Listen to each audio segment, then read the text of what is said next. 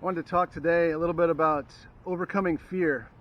You know, we live in a dangerous and scary time right now with the virus spreading and schools closing and people out of work. Churches aren't meeting and sporting events have been canceled, and a lot of people are stuck at home wondering if they're going to be able to get groceries or toilet paper or gasoline or be able to pass the next grade and move on to college. God, we wonder, where is he? And is God going to help us through?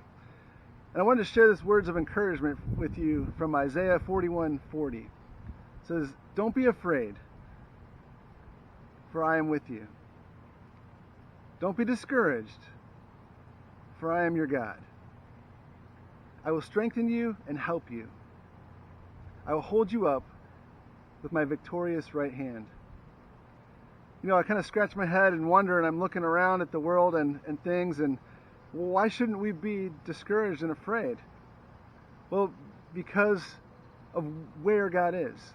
In this verse, God is with us, and he promises that he will be with us through the storms of life. Well, why shouldn't we be discouraged? Well, because of who God is, because of his character, that he is our God. He is the great I am. He is almighty and all-powerful.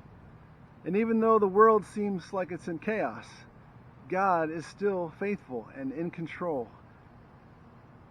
I still wonder, fear gets the best of me sometimes, and I wonder if I'm going to get through. And I've been out of work for a while and trying to figure out what that looks like, and it's a scary time.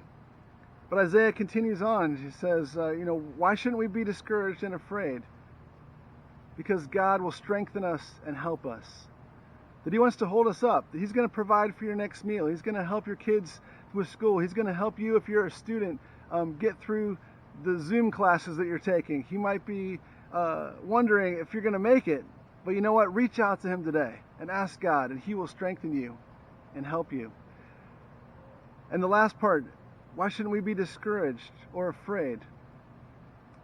Well, because of how God's going to do it. He said he's going to hold us up with his victorious right hand. That God has already got the victory. That as followers of Christ, we have the victory in Jesus. That can seem a little bit hollow, but he wants to help you now. Don't get me wrong.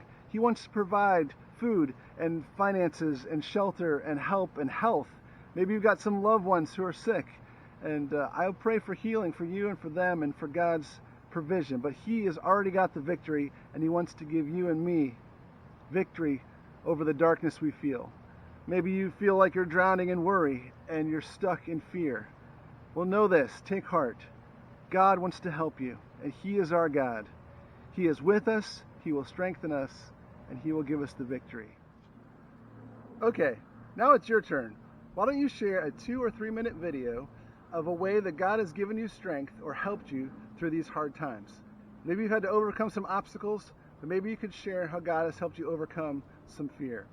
Maybe your fear has been not enough toilet paper, that you're wondering if the stores have run out, or maybe you've run out, or you've been on the toilet and you actually ran out. Maybe your fear right now is money, that you don't have enough, that maybe you've been laid off or you're out of work. Or maybe it's just a silly fear that you're afraid of touching doorknobs and keyboards and things like that, and you're not sure if you have enough hand sanitizer or disinfecting wipes.